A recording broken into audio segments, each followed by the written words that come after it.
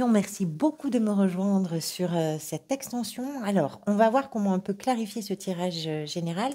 On va commencer ici par la 9 de bâton qui vient compléter la première ligne, donc l'état d'esprit. La 9 de bâton, on parlait ici avec le valet de coupe et la 2 de denier de quelque chose qui doit être priorisé. De quelque chose qui fait que pour l'instant, vous n'êtes pas stabilisé, vous jonglez encore. La 9 de bâton nous explique qu'il y a quand même une certaine forme de lassitude chez vous et de fatigue. C'est une carte qui nous parle de... Vous savez, quand on est en train de donner le dernier tour de garde pour protéger quelque chose, pour défendre quelque chose, on sait qu'on n'en est pas loin. C'est celle qui précède la 10 de bâton que vous avez ici dans la sphère sentimentale et émotionnelle. Donc c'est le dernier tour de garde que vous êtes en train de faire. Donc vous êtes en train de veiller sur quelque chose. Vous défendez aussi quelque chose dans votre territoire, dans votre intérieur. Ça peut être vraiment à l'intérieur de vous, ça peut être aussi sur le territoire que vous occupez. Il y a quelque chose qui nous explique qu'il y a de la fatigue, hein. C'est un personnage ici qui est plein de cicatrices. Donc on comprend qu'il y a eu déjà des moments compliqués parfois. Donc il peut y avoir de la fatigue, mais surtout ce dont nous parle cette carte, c'est le fait que vous avez à l'intérieur de vous une ressource pour tenir bon justement et pour pas lâcher.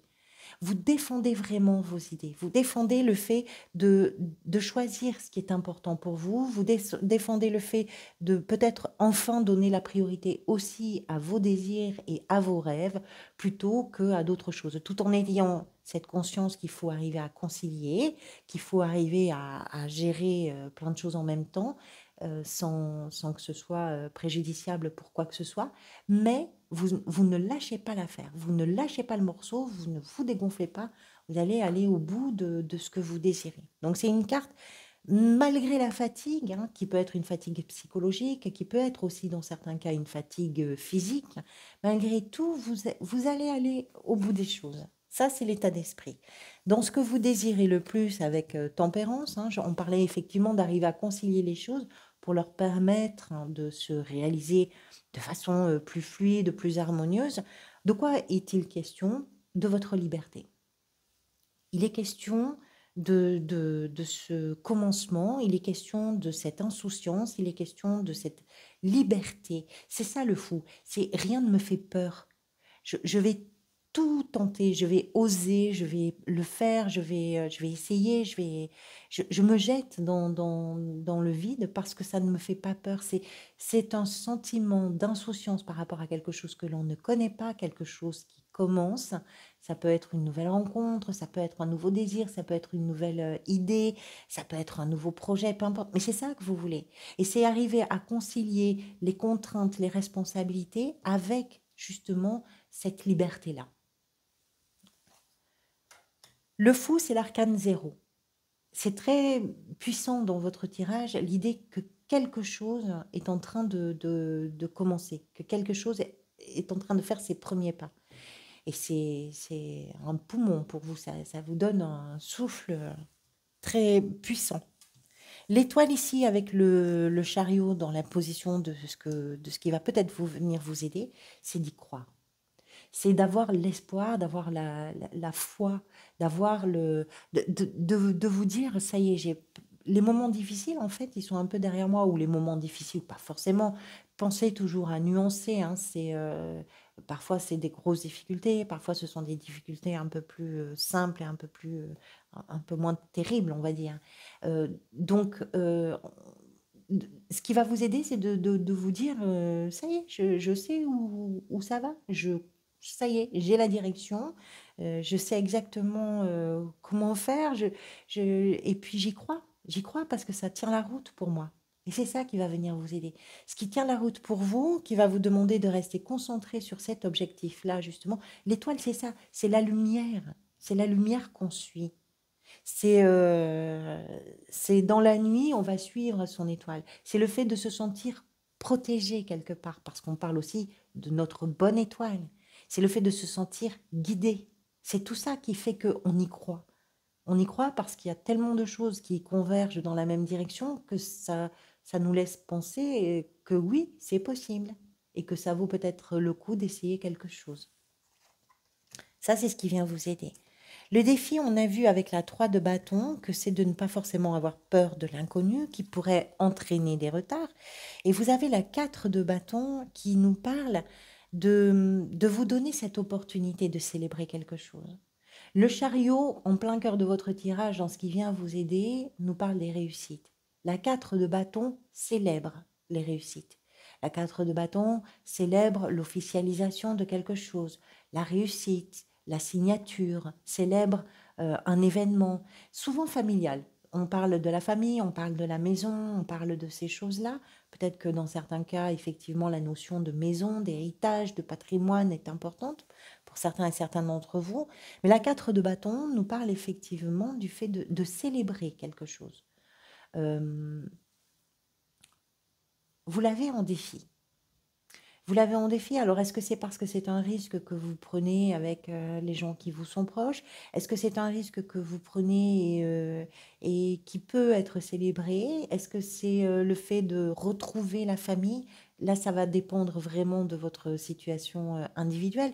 Peut-être que ce que vous défendez est en lien avec aussi des discussions qui peuvent avoir lieu au sein de votre famille ou de vos proches, avec vos proches, qui, voilà, c'est peut-être aussi un défi de pouvoir défendre ça par rapport aux proches, quelque chose d'important pour vous sur ce mois de novembre.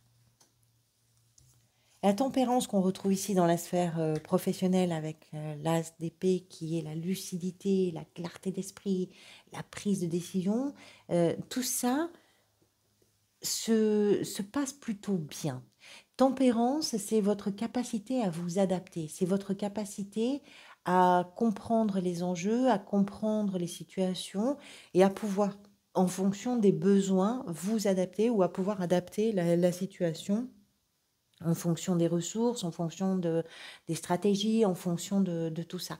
L'as d'épée tranche, décide, évalue, clarifie les choses. Tempérance permet de gérer, permet euh, d'arrondir les angles, permet de passer le moment. Voilà, il y a quelque chose comme ça. Donc c'est très intéressant parce que finalement c'est très complémentaire. D'un côté, on a la droiture, la rigidité de cet as d'épée et en face, on a quelque chose qui est beaucoup plus arrondi. Donc c'est vraiment très complémentaire. D'un point de vue professionnel, que ce soit dans l'exercice de l'activité, que ce soit dans la recherche d'activité ou que ce soit dans votre gestion du quotidien, euh, les choses se passent, à mon avis, de façon assez sereine et assez harmonieuse parce que vous avez cette complémentarité des énergies. Vous êtes capable à la fois de prendre des décisions, mais aussi de vous adapter. Dans la sphère sentimentale, émotionnelle et relationnelle ici, avec la 10 de bâton, je vous disais qu'il y a quelque chose d'un peu pesant peut-être, mais que vous êtes en train d'en voir le bout, vous arrivez à la fin d'un chapitre, et l'as de bâton confirme ça. Il y a là aussi une perspective de nouveauté, une perspective de commencement, d'un nouveau projet, de quelque chose qu'on va créer, de quelque chose qui va être assez enthousiasmant pour tout le monde, de quelque chose qui va faire du bien parce que les bâtons, encore une fois, nous parlent de la vie, nous parlent de... C'est une énergie vitale. C'est une énergie sexuelle, c'est une énergie charnelle, c'est une énergie euh, vibrante. C'est la vie. Donc il y a vraiment quelque chose là, une perspective de quelque chose de nouveau. Alors ça peut être dans votre relation avec quelqu'un, vous avez passé les moments, comme on disait tout à l'heure, un peu laborieux, et là vous arrivez à un moment où ça y est, c'est fini. On va pouvoir commencer à réfléchir à autre chose. Avec le roi de denier, on retrouve la carte des amoureux. Donc ça confirme, ça renforce l'idée que dans ce qui est peut-être en train de se manifester pour vous, c'est d'arriver, j'ai l'impression qu'il y a une forme de réconciliation entre le rêve, le désir, l'envie et la réalité. Comme si vous aviez peut-être dissocié les choses jusqu'à présent. Pour l'instant, ce qui était important, c'était de gérer le quotidien, de gérer les contraintes, de gérer les responsabilités, etc. Mais en oubliant une partie importante qui est le rêve, l'envie et le désir. Et je pense que ce que vous êtes en train de réaliser là, c'est que tout ça peut se réconcilier pour vous permettre d'aller vers une autre forme d'abondance, vers une période très sereine pour vous, très agréable et aussi très satisfaisante, qui peut être aussi rassurante. Avec le pendu à la fin du mois qui représente l'énergie peut-être vers laquelle vous allez, vous avez le roi d'épée. Le roi d'épée, je le considère moi un petit peu comme un sage. Le roi et la reine d'épée ont cette capacité d'analyse, de réflexion, cette justesse dans la communication et ce recul par rapport aux situations qui leur permet de prendre des décisions très avisées. Je pense que vous comprenez exactement la situation ou les situations que vous vivez. Vous comprenez exactement où sont les blocages. Vous comprenez exactement où vous-même vous bloquez. Vous comprenez tout ça. Et le fait d'avoir cette compréhension, cette faculté d'analyse, c'est ça qui va vous permettre aussi de pouvoir bouger le curseur pour amener les évolutions nécessaires. Donc je pense que le mois de décembre est un mois de travail justement sur tout ce qui met à l'arrêt, tout ce qui fige, tout ce qui bloque, tout ce qui empêche de libérer tout ce qui est désir, envie et rêve en réalité.